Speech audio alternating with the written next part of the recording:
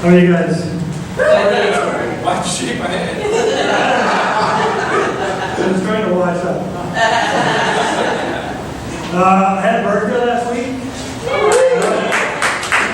And a couple weeks before my birthday, I heard my wife talking to my adult kids. They live in another state.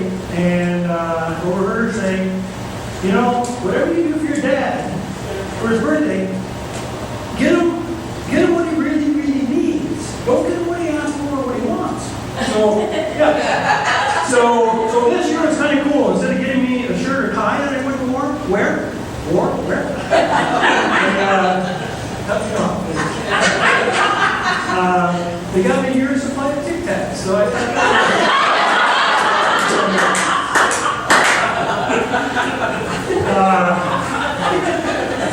anybody have a relative that is doing some kind of drugs or alcohol, and you're trying to get them treatment? Okay. Used to. Okay. Well, I had my brother was doing drugs in 9th grade, and his drug of choice was glue. He was a glue sniffer. He graduated from sniffing glue. That's a real thing, glue sniffing. So he graduated from sniffing glue to sniffing anything in an aerosol can. Now, you ladies know that pan? That pan, you know that pan. Yeah, after a while, he's sniffing Pam all the time. And I have to tell you guys, after about a year of this, my sister Pam was really getting pissed off.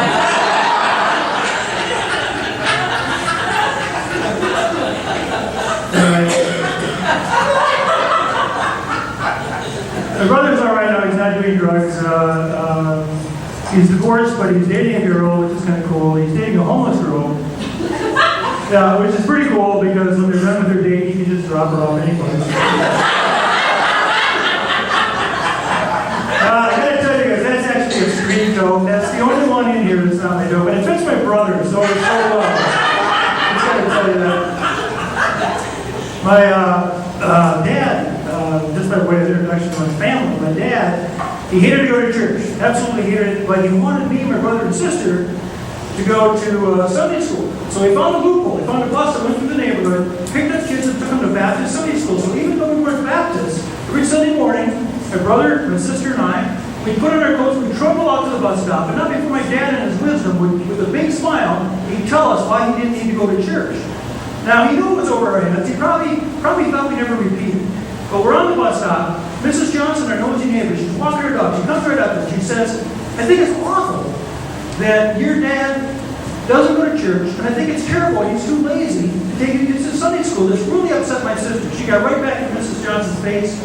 She said, Mrs. Johnson, our dad tells us he doesn't need to go to church because he's too busy on Sunday morning with my mom doing missionary work.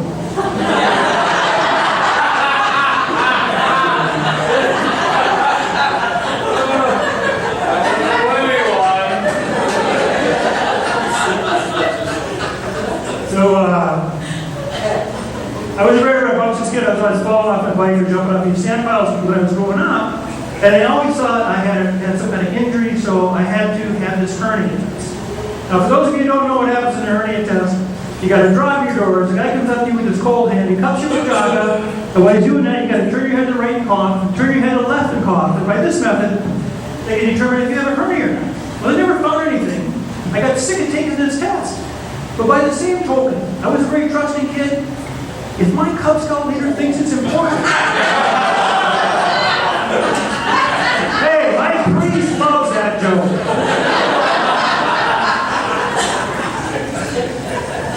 All right. I was a good speller in school. I read a lot of books when I was in grade school for some reason. I don't know why, but I actually won our school spelling contest, and then I went off to the regional, which was in a junior high school. It was a big deal. It was at night. The parents all came. Got through the first 2 rounds. I got to the third word. I had never heard it before. The word is pusillanimous. Okay? So I'm trying to spell it out. P-U-S-S-Y-U-N-A-N-I-M-O-U-S. Pusillanimous. And they said, no, that's wrong. And the judges had frowns on their face. Nobody applauded as I left the stage. I rode home in a quiet car with my parents. It took me a long time to figure out what I had done. I had not come close to spelling out pusillanimous. No. spelled out something that doesn't really even make any sense, but it made everybody uncomfortable. I had spelled out pussy unanimous.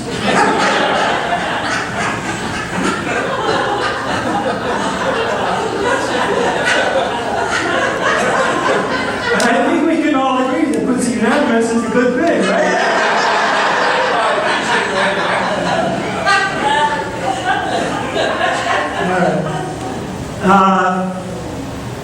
I was in second grade. I was in a new school district. I didn't know any of the kids, but about 2 weeks into this, I was learning how to play softball at recess for the first time.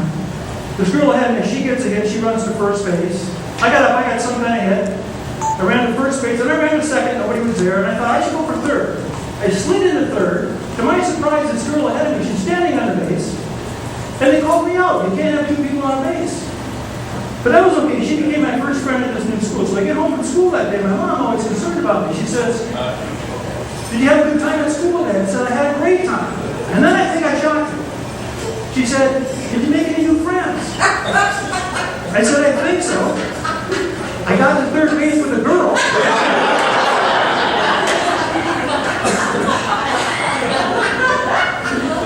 All right, everybody use the X's and O's and the LOLs and you got to use a K instead of okay, when you're texting and all that stuff. So I have a colleague. She's an otherwise intelligent woman. She's got a master's degree. She made it over her own word, I think. When she texts, now she speaks this way. So instead of probably, she uses Prolly, P-R-O-L-L-Y. Okay. She came up to me the other day. She says, "Jeff, I heard you probably passed that certification test that we have to take, and that you probably didn't study very much. Do you think I could probably take that test and get a good grade and get certified?" And I said, with all due respect, Linda, and I love you to death, but based on your current language skills, probably not. Probably not. All right. Grew up in Bloomington, one horse town before the mall and all that stuff in the stadium. There wasn't a lot to do. When I moved into Bloomington, when I was in second grade, we were the only house in our block. So that's kind of how it was. But if you wanted to get involved, you got involved with Little League sports, baseball, football, basketball.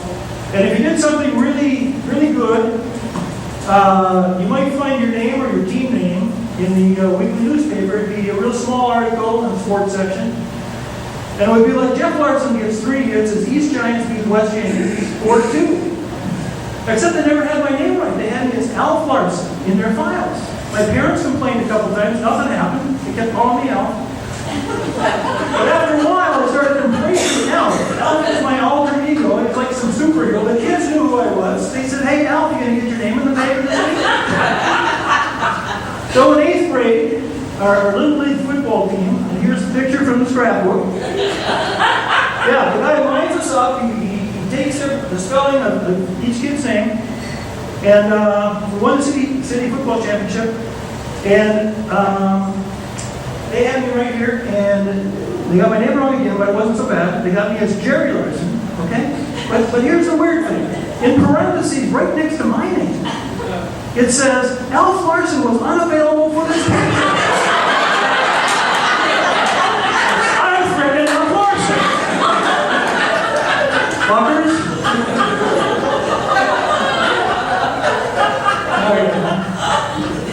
My wife and I, we were trying to figure out now, did Hostess go out of business now? Because we like these Hostess cupcakes, and we found some at Walmart finally. We decided we're going to buy a 12-pack because we don't know if we're ever going to see them again. We'll stick them in the freezer, we'll break them out every couple weeks for dessert. Now, last time I checked, now my wife is a thin woman, and she just kept her figure and all that stuff, but she just has this sweet tooth, okay? So I checked in the freezer, and 10 of these are already gone. Yeah, there's 2 left. I confronted her, I said, "Honey, I should have the last 2. You ate 10 while I wasn't looking." She says, "Well, we could share." I said, "No, we can't share. I should get the last 2. She said, "Well, I guess that's okay." But she presented it. She did. And I should have shared those because It wasn't good for me.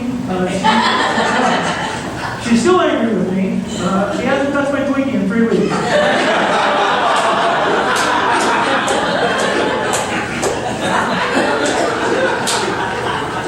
So I work in an occupation where we're actually trying, and some of you guys do too, we work in occupations where we're trying to help people actually flex their resume so they can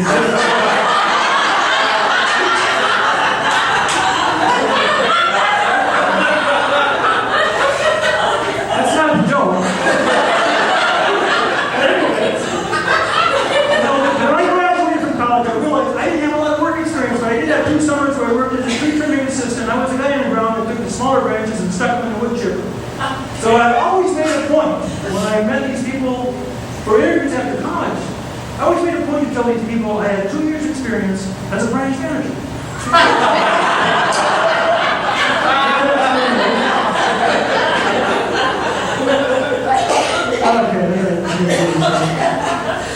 So I was in this health club in town here, which I'll go nameless, but it's a nice health club. And I heard this familiar voice say, Jeff, come over here. Come over here. Talk to me while I'm doing my reps. And it was my wife's friend, Virginia. And she's on this contraption called the hip abductor machine. Anybody been on a hip abductor machine? You'll never find a guy on one of these. But anyway, they got weights over here, and this is a beautiful woman, and she's got very tight shorts on and a tight tank top kind of thing. And she's going like this. She's going like this. This is a hip abductor machine. I'm trying to talk to her. I'm trying not to look at her nether regions. Okay?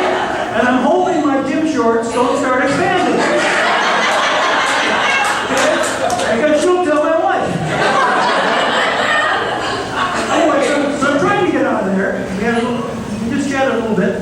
And then as I'm leaving, I realized I was so distracted, I screwed up her name. I'm walking away and said, it was nice to talk to you tonight. I hope to see you again real soon, Vagina.